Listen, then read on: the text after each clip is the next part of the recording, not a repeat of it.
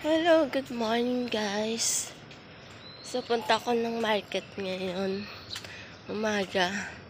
So kung nakikita nyo, kakatapos lang ng Wepa Typhoon dito sa Hong Kong. So ang dumi ng park. Sa park ako dumaan ngayon, nakikita nyo. So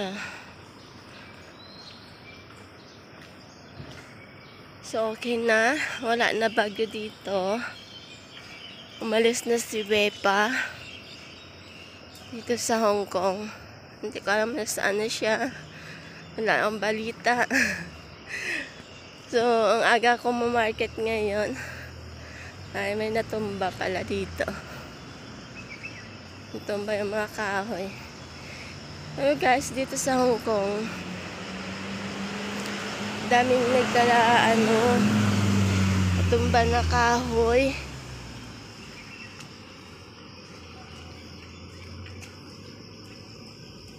Mga malalaking puno.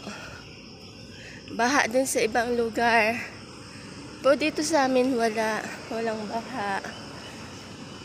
Hindi masyadong ganun mahangin lang dito sa amin. Kasi nga malapit nga kami, dagat nga kami eh. Tabing dagat nga kami. So yung nangyari dito.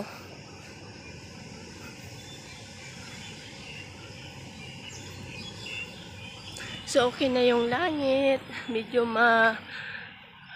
may mga lang. Parang uulan pa.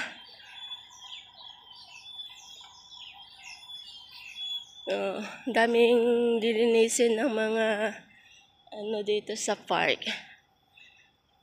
Ang taga-linis dito sa park. Ang dami nilang gagawin, oh.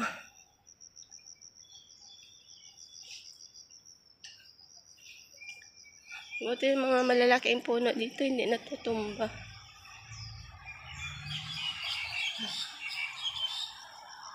Natumba yung nabali lang sila, nabali lang. Kasi grabe ang hangin. Nabali lang pala. Hindi naman siya natumba, kundi nabali yung sanga. Ay, ito! Yung malaking puno din dito. Oh. Natumba din. Hindi, kasi actually mga kahoy kasi dito hindi malalim yung mga mababaw lang ang mga puno. Kaya natumba. Aga siguro na itong mga pinagpuputol na. Dami din doon natumba sa baba pala. Oh.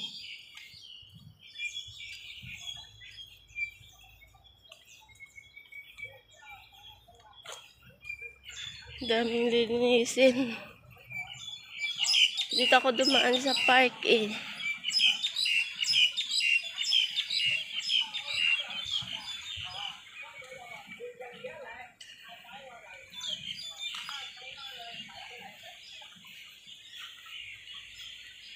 Pinidyohan niya yung dalawang lovers. Lovers na naghahalikan. Lovers na bird.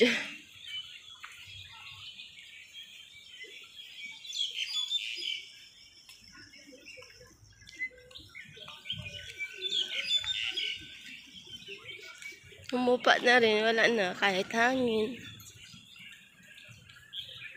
Pero maadilim pa rin ang langit. Parang nagbabadya pa rin umulan.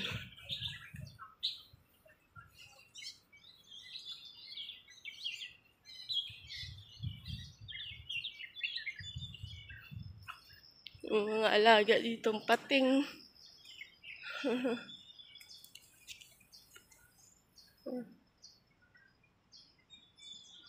Saan kaya sila nagtago?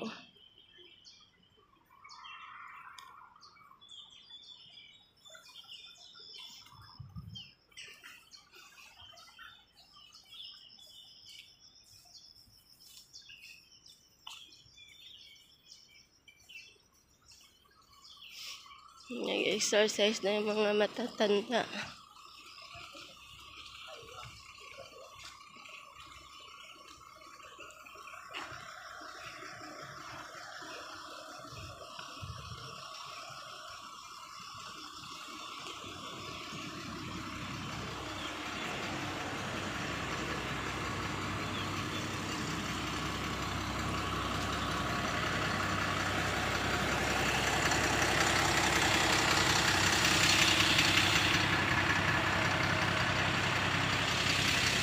Gabi ko nakita ko sa balita.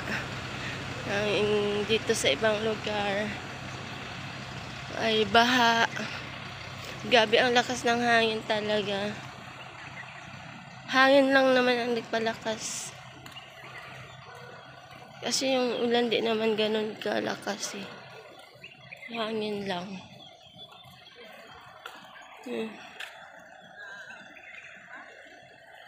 Maaga pa.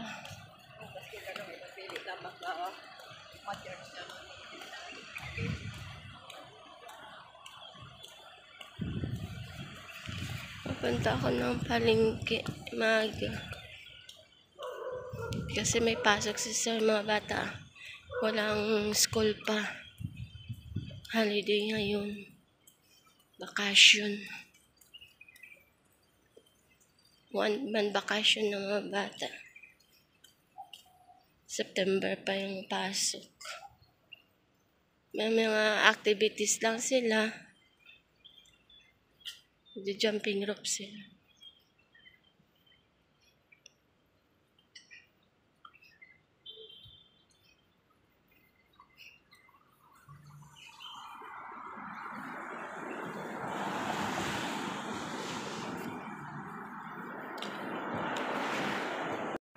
Hi guys, so yun na.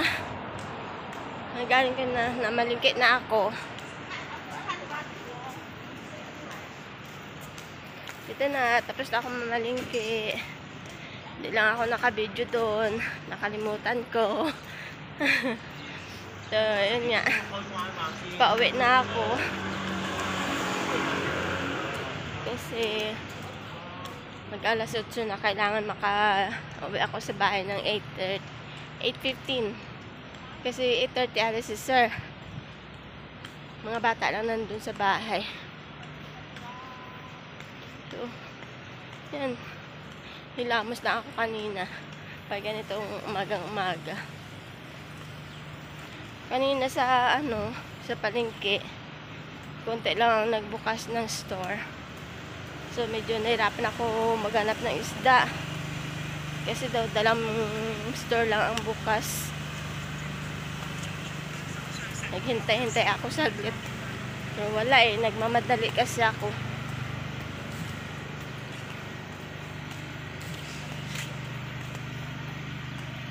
Ngayon, okay na. Wala nang bagyo. Tinataon talaga lagi Sunday yung bagyo dito. Naka-day off kahapon. Wala na. Work pa rin sa bahay. Na-order lang kami ng pagkain. Nag-McDo kami kasi open yung McDo sa baba namin. Tapos nag-noodles. Yun lang. Kasi sarado yung ibang restaurant. Ay. Nadala ko ng payong kaya baka uulan. Di ba? Yung dito. Dami na namang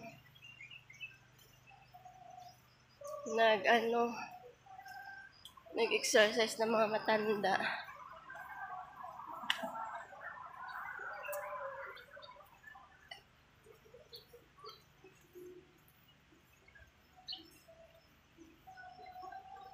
Walang init, hindi pa pakita si haring araw. Makulimlim pa rin.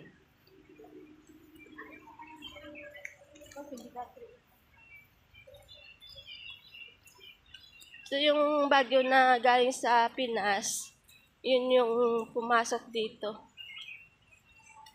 Pero isang lang siya, isang gabi lang. Gabi siya dumating. Kagabi, tapos umaga nito, wala na siya.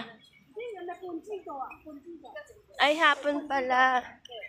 Hapon siya dumating. Kahapon. Yan, na lumakas na yung hangin. Hanggang gabi, nag-signal number 10. Hanggang umaga na, nag-signal siya. Bumaba na. Hanggang ngayon, ito na.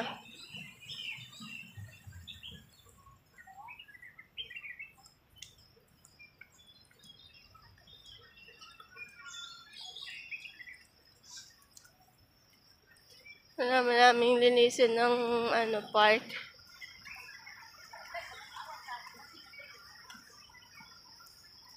Dami dami na nag-exercise.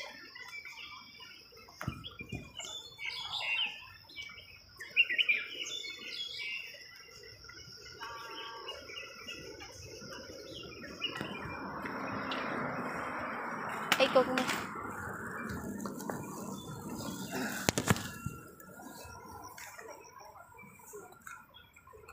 Balik.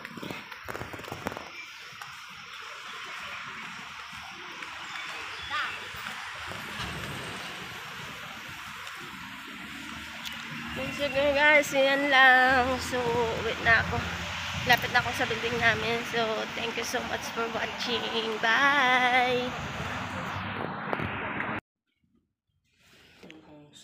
Ayun, ang init na. What? Super hot. Tong saku. No more typhoon.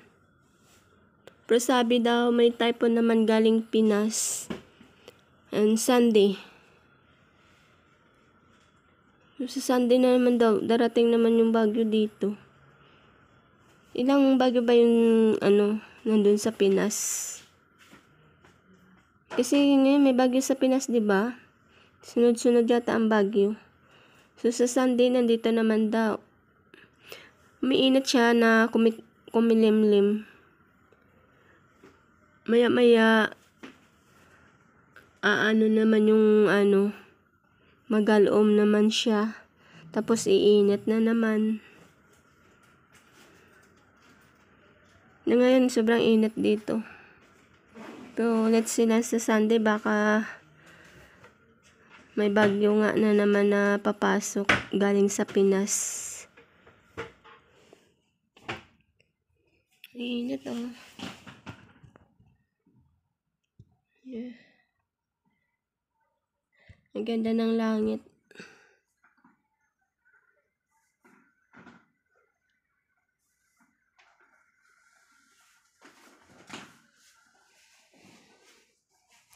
Nandito ako sa taas.